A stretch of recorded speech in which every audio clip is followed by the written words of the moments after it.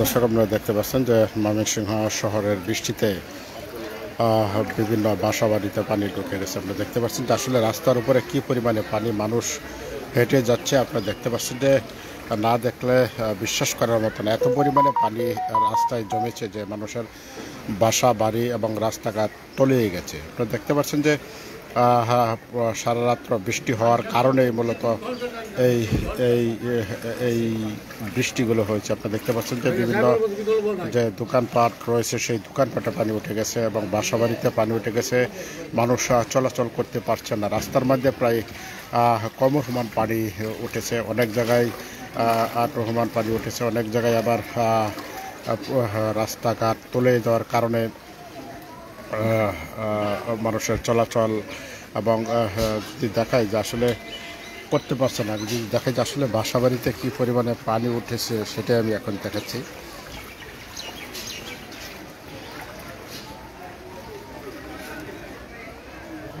দেখতে পাচ্ছেন যে আসলে মানুষের বড় বড় বিল্ডিং এবং এই বড় বড় বিল্ডিং যে আছে সেগুলোতে পানি উঠে গেছে। আমি একজন জিজ্ঞাসা করি একজন মহিলার সাথে, আসলে কি অবস্থা একটু বলেন তো দেখি।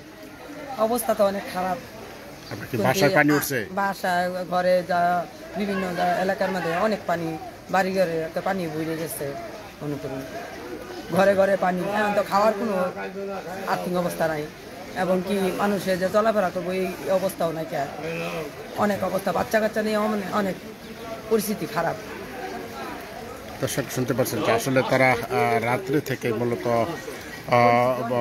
বাসা বাড়িতে পানি ঢোকার কারণে তারা রান্না বান্না করতে পারছেন না এবং তারা ছেলে মেয়েদের খাওয়াতে পারছেন না এবং খুবই কষ্টের মধ্যে পড়ছে, দুর্ভোগ পোহাতে হচ্ছে। অনেকে বলছে যে আসলে এটা হচ্ছে অপরিকল্পিত ড্রেনেজের কারণেই এই ঘটনাটি ঘটেছে বা এইভাবে রাস্তায় পানি উঠে গেছে। আপনি দেখতে পাচ্ছেন যে আসলে যেখানে যাচ্ছে একটা রাস্তা, সেই রাস্তার উপরে কী পরিমাণে পানি উঠেছে।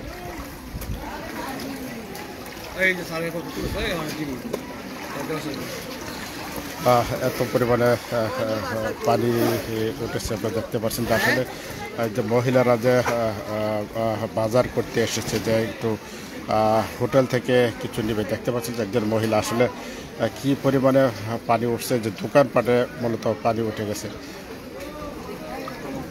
এই শহরের যে ড্রেনেজ ব্যবস্থাগুলো সেটা অপরিকল্পিতভাবে হওয়ার কারণে মূলত এই এত পরিমাণে পানি। আপনারা দেখতে পাচ্ছেন যে আসলে এখানে একটি বাজার জমতো, সেই বাজারে কি পরিমাণে পানি, বাজারে এত পরিমাণে মানে পার্শ্ববর্তী যে দেখতে পাচ্ছেন যে দোকানগুলো ছিল সেই দোকানগুলোতে পানি উঠে গেছে এবং এখানে যে একটি হোটেল আছে সেই হোটেলেও পানি নিয়ে গেছে, কারণ মানুষ রান্না করতে না পারার কারণে মূলত তারা হোটেলে এসেছে। হোটেলে ভিড় জমে গেছে। আপনি দেখতে পাচ্ছেন যে হোটেলে রুটি নেওয়ার জন্য মানুষ পানি দাঁড়িয়ে তারা রুটি নিচ্ছে, কারণ হচ্ছে বাসা বাড়িতে তারা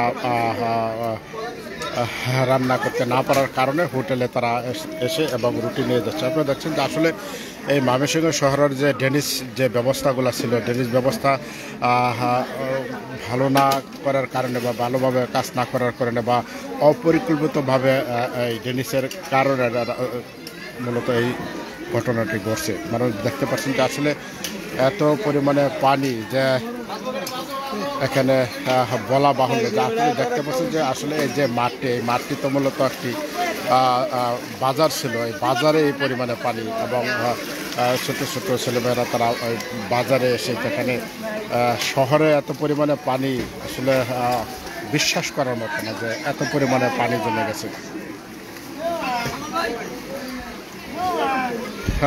দর্শক দেখতে পাচ্ছেন যে আসলে যে মানুষের বাসা বাড়িতে পানি ঢুকেছে, রাস্তাঘাট সব তলিয়ে গেছে।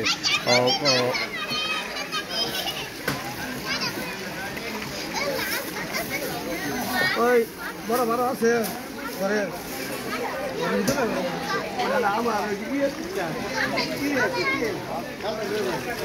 কি অবস্থা?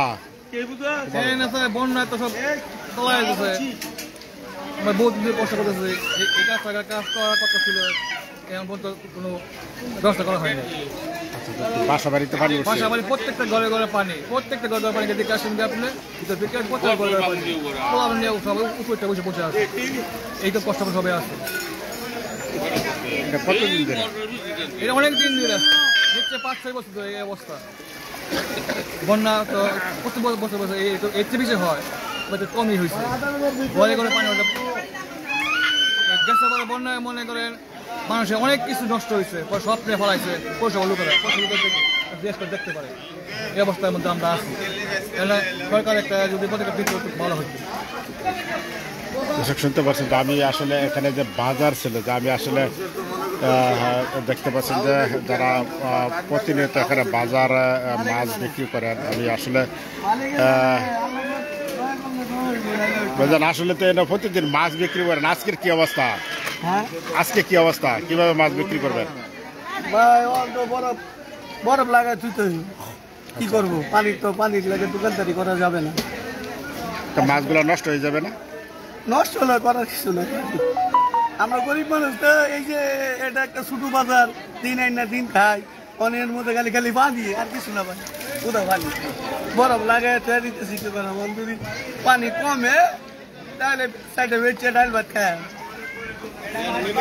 দর্শক আপনারা শুনতে পাচ্ছেন যে আসলে এখানে একজন মাছ ব্যবসায়ী বললেন, যে আলমগীর হোসেন, তিনি বললেন যে আমরা তো আসলে প্রতিদিন এখানে মাছ বিক্রি করি, কিন্তু আজকে যে এখানে যে বাজার জমেছিল, বাজারে মাছ বিক্রি করছে, কিন্তু তাদের এই পরিমাণে পানি জমেছে যে তারা আর যে মাছগুলো এনেছিল সেই মাছগুলো আর বিক্রি করতে পারবেন না, কারণ মাছগুলো বরফ দিয়ে রেখে দিচ্ছেন। কারণ এখানে অনেক টাকার মাছ আনেছে, যদি এইভাবে মাছগুলো রেখে দেওয়া হয় তাহলে হয়তো মাছগুলো নষ্ট হয়ে যাবে। তিনি বলছেন যে আসলে পানির কারণে মূলত এই মাছগুলা বাজারে বিক্রি করতে পারছেন না।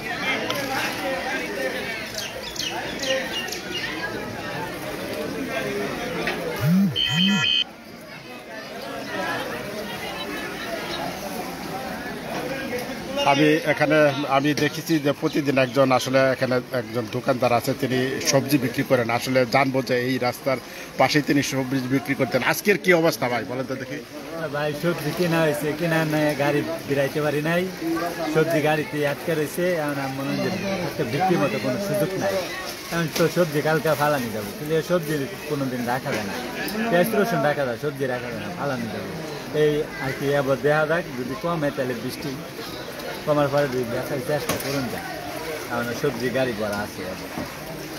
দর্শক আপনারা শুনতে পাচ্ছিলেন যে আসলে যে এই রাস্তাটি দেখছেন, এই রাস্তার পাশে একজন সবজি বিক্রি করতেন। তিনি এই রাস্তায় আর সবজি বিক্রি করতে পারবেন না, কিন্তু তিনি সকালবেলায় সবজি কিনে এনেছেন এবং বলছেন যে আসলে এই সবজিগুলো ফালেনি ছাড়া আর কোনো তার বিকল্প নেই, কারণ এত পরিমাণে রাস্তায় পানি জমেছে যে আসলে বলার মতো না। যে দেখতে পাচ্ছেন যে মানুষের বাসা বাড়ি, দোকানপাট, সব কিছুই একদম তলিয়ে গেছে।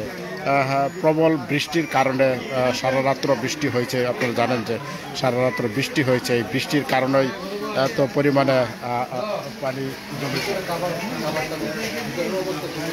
আমি আরেকটি বিষয় বলে রাখি যে পাশে যে বাসা বাড়িগুলো আছে, সেই বাসা বাড়িগুলিতে প্রচুর পরিমাণে পানি ঢুকেছে বা পানি প্রবেশ করেছে। আপনারা দেখতে পাচ্ছেন যে আসলে যে দোকানের মধ্যেও পানি ঢুকে গেছে, কারণ দোকান এবং রাত থেকে কোনো রান্না করতে পারছেন না। আমি আসলে একটি রাস্তা, এই রাস্তার মধ্যে দাঁড়িয়ে আছি, দেখতে পাচ্ছেন যে রাস্তায় এত পরিমাণে পানি, তা বাসা বাড়িতে আরও প্রচুর পরিমাণে পানি প্রবেশ করেছে।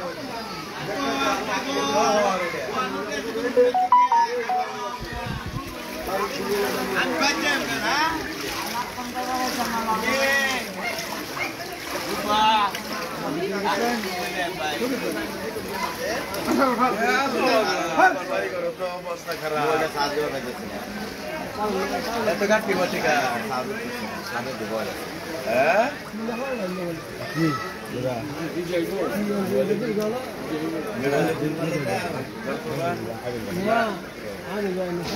গ্যাস